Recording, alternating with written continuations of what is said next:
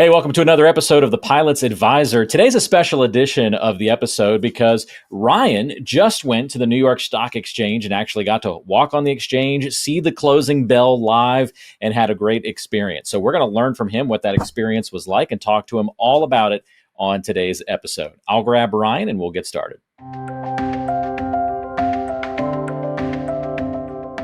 Welcome back for another episode. I'm Walter Storholt alongside the Pilot's Advisor himself, Ryan Fleming. And Ryan, this is going to be a fun episode today. I get to hear all about your experience on the New York Stock Exchange, my friend. Yeah, that's right. I took a nice trip up to NYSE, got to spend the day on the New York Stock Exchange, got to have some really cool conversations with some people on the trading floor and just how the dynamics of investing are changing. So I think it'll be a good conversation today for sure. We'll definitely get into a little bit of market talk while we're at it, of course, and just kind of where things stand right now. We're recording today's episode on Cinco de Mayo, May 5th, 2025, just to give you some context for when you're watching it. But we'll talk a little bit about what we've been through so far this year and kind of the current read on the market as we go through as well. But yeah, Ryan, just take us through what led to this and tell us a little bit about the day. Yeah, no, it was an awesome opportunity. Some of the people I work with sent me an invite to join them for a day of training, kind of like an advisor conference, but then also having it in New York City at the stock exchange. So we were able to go down to the floor, watch the closing bell. So it was an awesome opportunity. I got to do that. And some of the things I really want to talk about, not only, obviously that's a amazing experience and I appreciate, being asked to go do that. But the conversations I had up there while I was up there, I think is something that I want viewers to really hear and understand.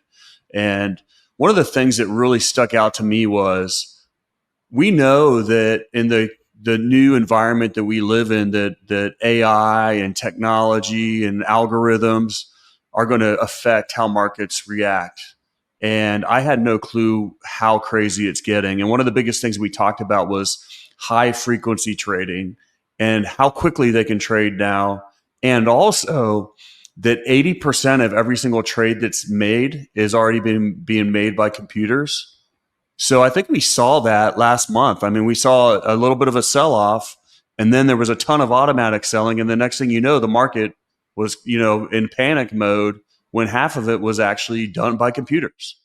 Wow. And then, of course, behind that, then we had retail investors that were panicking and then they were selling. So we saw this massive overreaction in the market. And one of the things that we were discussing because of AI and how quickly they can trade and how different it's getting is the fact that the market is going to continue to get more and more volatile, which is scary if you're making emotional decisions, but also at the same time, that volatility will provide some opportunity if you know how to handle it.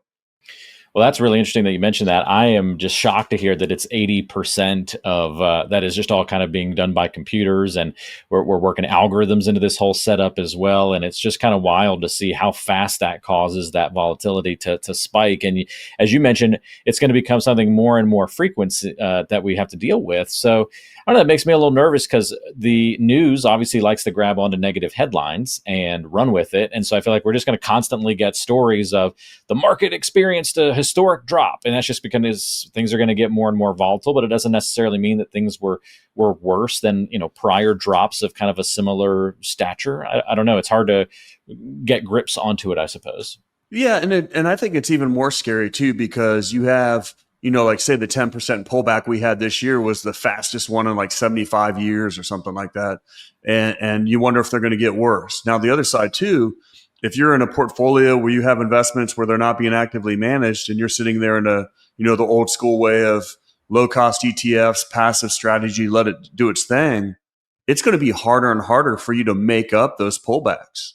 And, it's scary to me to see if this is going to be the new market, how can we get it so investors aren't going to hurt themselves even more? Because once again, behavioral finance and those emotional decisions that people make are one of the things that hurt them the most. I know that's one of your favorite subjects. I imagine emotions were something that I don't know, did you feel your emotions change being actually on the floor of the stock exchange? It may not be the craziness that it was back in the, 80s and 90s when you see those famous videos of the craziness of the stock exchange, but it's got to be a pretty good energy down there on the floor. Well, absolutely. And now, you don't have all those people standing around, but you got, guys that are market makers that are sitting there in front of like 6 or 7 different screens, and it's all the computers making the trades. So the heat alone on the floor from all the different computers and TV screens, you can just feel Yeah, it. no kidding. I mean, you're in a And of room with like course, 2 or 3 monitors, you can start feeling that heat come off, right? yeah, and then of course I was standing right behind the closing bell, and I know we have a clip of that where I was, the idiot in the background standing there like, on live TV, and I had a few of my clients and friends start sending me screenshots of it. Um, but just the heat off of that alone was pretty wild. Um, I don't know. I think obviously being on the exchange was exciting, but the technology side of it, and I know we talk about AI now all the time, but it's coming and it's real. And I think that if you're, using some of those old strategies, you're probably going to get left behind or hurt, because the new market reality with high frequency trading, it's here and it's happening. Attention aviators, when you've spent years in the cockpit managing the complexities of flight, isn't it time you navigated your retirement with the same precision? Introducing retirepilots.com. Right at your touchdown zone on our homepage, there's a beacon flashing, "Get my free toolkit." Click that and you'll be cleared for a direct route to Ryan's retirement toolkit, tailor-made for pilots like you.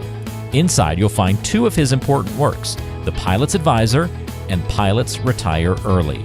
Between these 2 books, you can decipher the 9 critical decisions when retiring before 65 and discover the 7 lessons to help pilots land safely in retirement. But that's not all. This toolkit is packed with altitude high value, including extras to get your retirement plans off the runway and light the afterburners on your 401k. Vector on over to retirepilots.com to grab your toolkit, and let's embark on this journey together.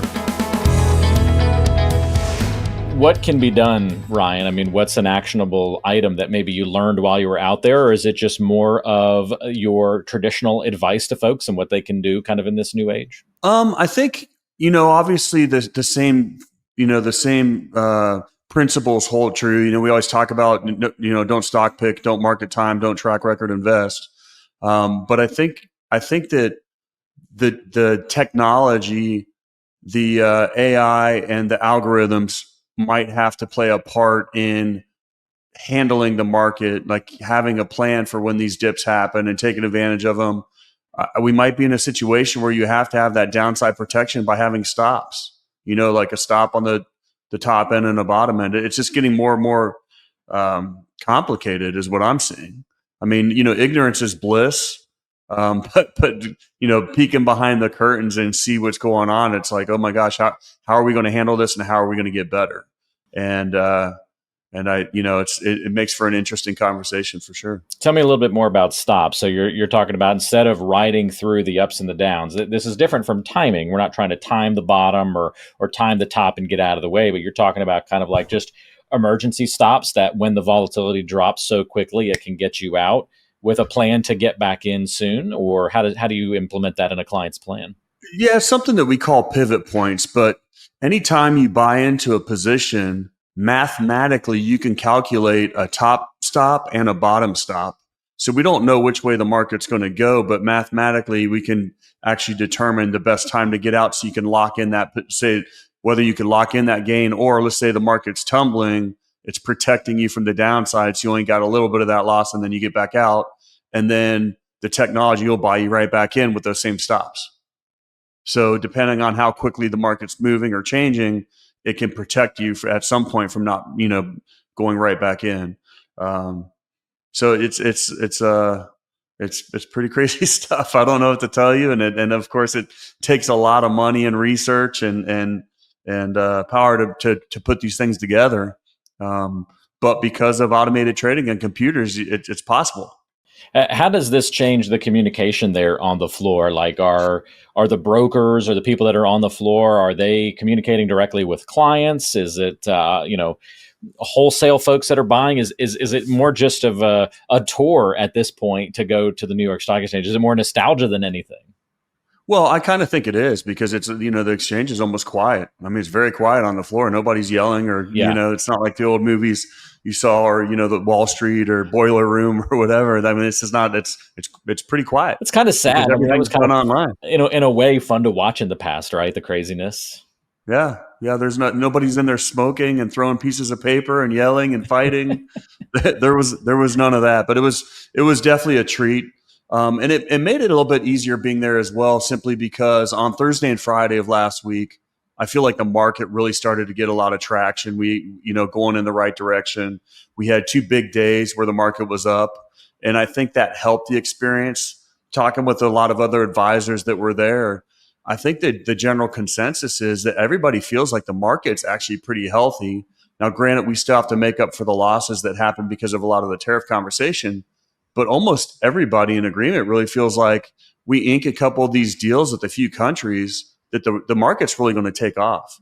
And no different than anything else. I mean, whatever trade deal you negotiate with any of these countries, whether it's a 5% difference, 6% difference, 10% difference, whatever that trade balance difference is, that's an immediate 10%, 5%, whatever it is, difference that we know for the foreseeable future on every single good that is traded back and forth. So it's actually pretty massive. So that sentiment was very palpable on the floor, it sounds like. 100%. And of course, I think everybody realizes that China is probably the biggest one, the one that matters the most. But when you start looking at some of those other countries over in Asia, with Vietnam or even India, where there's, they still have the ability for cheap labor, those deals are going to really matter. And I think we have what's probably going to be a bit of a bumpy road, but a really exciting maybe 3rd and 4th quarter of this year. I think it's going to be interesting. We will stay tuned to it all. Any final comments on your experience down there, Ryan, or things we should be thinking about here kind of in this early May timeframe? Not really. I know I shared a couple pictures with you, and then we decided we should probably talk about it and just, discuss the experience. But just like any other advisor conference, you learn a lot. You hope to come home with a couple golden nuggets. But being there in New York City, right on the exchange, was an awesome opportunity. I'm happy to have done it, and I'm glad we got to share and talk about it. Yeah, thanks for sharing the pictures with us, and that video of you in the background there on live TV was pretty cool, and also your thoughts on the market. So to our audio listeners out there, definitely go check out this episode on YouTube so you can see the pictures of Ryan, and we show them throughout the episode. So it's fun for you to check that out, and leave a comment. Tell us what you think of Ryan's outfit. Nice suit, my friend. Good showing up on the stock exchange. That was good. Oh, I appreciate it. At least I didn't have to wear a tie. Looking sharp. Well, awesome. Well, don't forget, if you are watching on YouTube, to like and subscribe to the channel so you don't miss notifications for future episodes. Please share these videos with others who might find them helpful, especially, of course, if you are a pilot. Ryan is the pilot's advisor, and you can find all sorts of great resources linked in the description of today's show. So be sure to go check that out as well. And you can get some really direct advice for the industry from a financial advisor and also, of course, fellow pilot. If you're new to the show and didn't know that, oh yeah, Ryan's pilot as well. So go check all those resources info out in the description of the show. And Ryan, we'll talk to you again soon. Sounds good, Walter. Can't wait. Information is for illustrative purposes only and does not constitute tax, investment, or legal advice. Always consult with a qualified investment, legal, or tax professional before taking any action.